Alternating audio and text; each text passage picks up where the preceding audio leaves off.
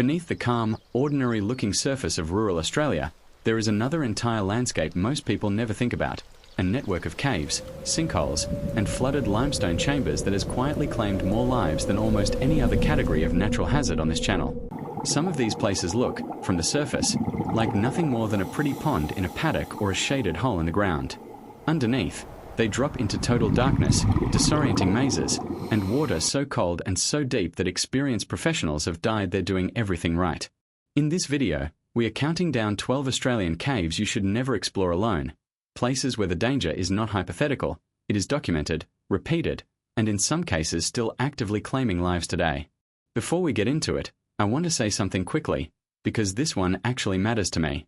Videos like this take a genuinely long time to research properly, because we are not interested in exaggerating real tragedies for views. We want to get the details right for the people who are actually affected by them. If that is the kind of channel you want to keep existing, hitting subscribe and leaving a like on this video is honestly the single biggest thing you can do to make that happen. It costs you nothing, and it tells us to keep making this exact kind of careful, research content instead of cheap, thrown together nonsense. Alright, with that said, stay until the end, because the final entry on this list is not a cave that exploration killed people trying to enter. It is a cave people died trying to save. So settle in, and let's begin. Near Mount Gambier in South Australia's limestone southeast, a modest fenced sinkhole known simply as the Shaft has earned a reputation among cave diving communities as one of the most dangerous technical diving sites in the entire country. From the surface, the shaft looks unremarkable, a narrow opening in the ground surrounded by farmland, giving no visual indication of what lies beneath. Below the surface, the sinkhole drops vertically for well over 100 meters into crystal clear, ice-cold water, with a true bottom lying far beyond the depth limits of recreational diving and well into territory requiring specialized technical training, equipment, and gas mixtures. The site has recorded multiple diver deaths over the decades, cases where experienced, properly certified divers descended and never returned, their remains in some instances never recovered from the sinkhole's extreme depths. Disorientation in the featureless, dark water below the initial daylight zone has been cited repeatedly as a contributing factor, along with the sheer psychological pressure of descending into a space with no visible bottom. Also near Mount Gambier, Kilsby sinkhole has become genuinely famous online for its extraordinary visibility, water so clear that photographs from inside the sinkhole regularly go viral, showing divers seemingly suspended in mid-air against a backdrop of ancient limestone walls. That same extraordinary clarity is part of what makes Kilsby's deceptively dangerous, because the water offers almost no visual cues about actual depth or distance, meaning divers can badly misjudge how far they have descended or how far they need to ascend to reach the surface safely. The sinkhole plunges to depths well beyond standard recreational diving limits, and while the site is now managed with formal access requirements and mandatory guiding for inexperienced visitors following past incidents, its earlier decades of more casual access saw serious diving accidents linked directly to divers underestimating the technical demands of a site that looks, from certain angles, almost like a swimming pool. The lesson cave divers repeat about Kilsby's is that visibility is not the same thing as safety. Piccaninnie Ponds, a nationally significant wetland and cave diving site near the Victorian border in South Australia, presents a particular danger that distinguishes it from many other sinkhole diving locations in the region. Powerful underwater siphons capable of pulling divers into narrow, disorienting passages against their will. The ponds themselves appear serene from the surface, clear spring-fed water surrounded by native vegetation, drawing snorkelers and casual swimmers alongside the technical cave divers who come specifically for the underwater cavern systems extending beneath the ponds. Several diving fatalities have been recorded at Piccaninnie Ponds over the years, cases where divers exploring the cavern zone were caught by unexpected currents or lost their way in the site's genuinely complex underwater topography, sections of which extend well beyond the areas considered safe for anyone without advanced cave diving certification.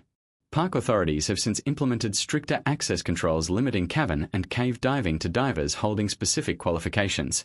Tank Cave, also in South Australia's cave-dense southeast region, holds the distinction of being one of the longest surveyed cave systems in the entire country, a genuinely vast underground maze that has been mapped across many kilometres of interconnected passages by dedicated speleological survey teams over several decades. Unlike the vertical sinkhole dives covered elsewhere on this list, Tank Cave's primary danger is horizontal and psychological, an extensive, repetitive network of tunnels and chambers that can genuinely disorient even experienced cavers attempting to navigate without proper mapping, lighting redundancy, and guideline systems used specifically to prevent becoming lost in a system this extensive.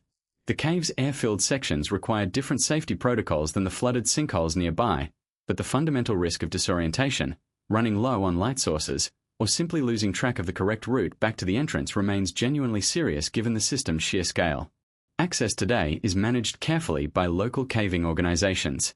Green Waterhole, also known as Fossil Cave, sits within the same cluster of South Australian limestone sinkholes that has produced one of the highest concentrations of cave diving fatalities anywhere in the country. The site earned its alternate name from significant fossil deposits discovered within its underwater chambers, findings that made it genuinely important to paleontological research even as its technical diving conditions made it equally significant to cave diving safety literature for entirely different reasons. Diving fatalities recorded at Green Waterhole have been linked to the site's combination of restrictive passages, silt that can be disturbed into near zero visibility with minimal disturbance, and depths requiring technical certification well beyond standard recreational diving training. The broader pattern across this entire South Australian sinkhole region, encompassing the Shaft, Kilsby's, Piccaninnie Ponds, Tank Cave, and Green Waterhole together, has led cave diving organisations to treat the Mount Gambier area as a genuinely serious training and safety case study.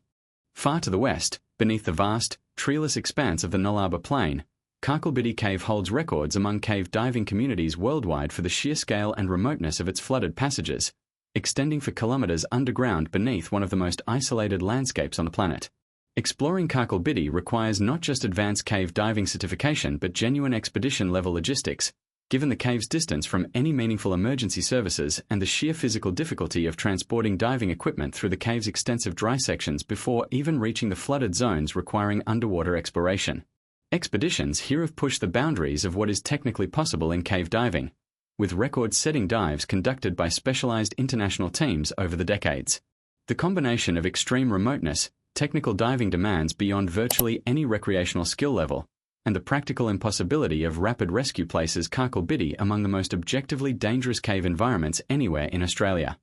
Also on the Nullarbor, Koonalda Cave presents a fundamentally different kind of danger, one rooted in the sheer scale of its entrance sinkhole and the cave's deep archaeological and cultural significance rather than underwater diving specifically. The cave's entrance drops through a massive collapsed sinkhole into a cavern system that has produced evidence of Aboriginal occupation dating back tens of thousands of years, including ancient finger markings on the cave walls that represent some of the oldest known evidence of human artistic activity on the entire continent. Accessing the deeper sections of Koonalda has historically required navigating steep, unstable terrain within the sinkhole itself before even reaching the archaeologically significant chambers, a genuine physical hazard compounded by the cave's remote Nullarbor location far from immediate emergency assistance. Given the site's cultural and scientific significance, access today is tightly restricted and generally limited to researchers and traditional owners rather than casual visitors.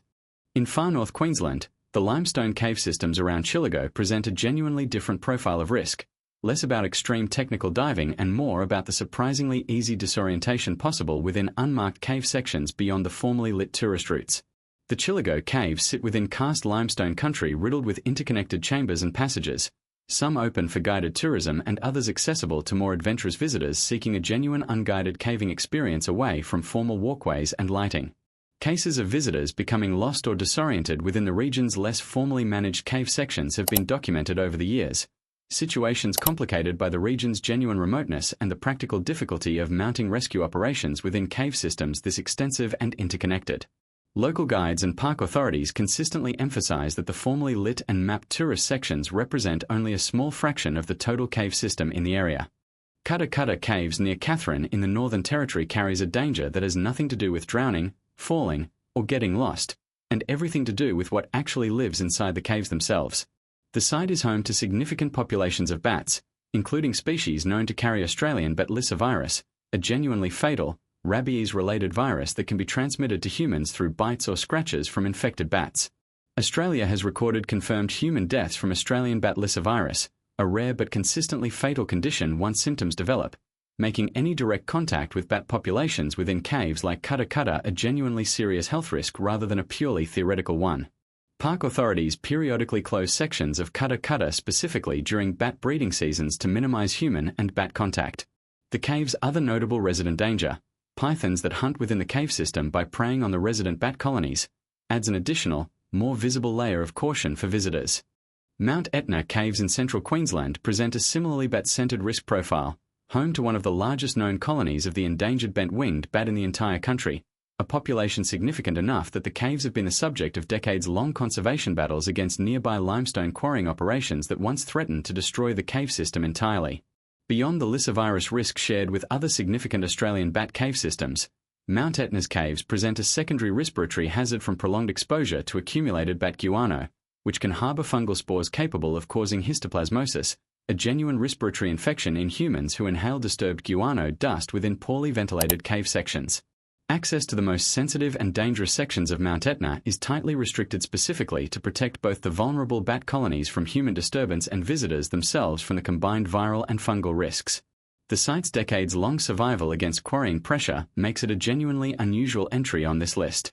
Jenolan Caves in the Blue Mountains region of New South Wales holds the distinction of being one of the oldest and most extensively explored cave systems open to tourism in the entire country, and its long history of formal exploration has produced its own well-documented record of serious incidents among visitors who ventured beyond the guided, lit tourist pathways into the system's extensive unlit sections. The Devil's Coach House, one of the cave system's most dramatic chambers, and numerous other unlit passages extending deep into the surrounding limestone have historically drawn unauthorized explorers seeking a more adventurous experience than the standard guided tour offers, occasionally with serious consequences when visitors became lost or injured navigating unfamiliar, unlit terrain without proper equipment or guidance. Jenolan's management has responded over the decades with increasingly clear signage, formal barriers, and guide-led access requirements for anything beyond the standard tourist routes.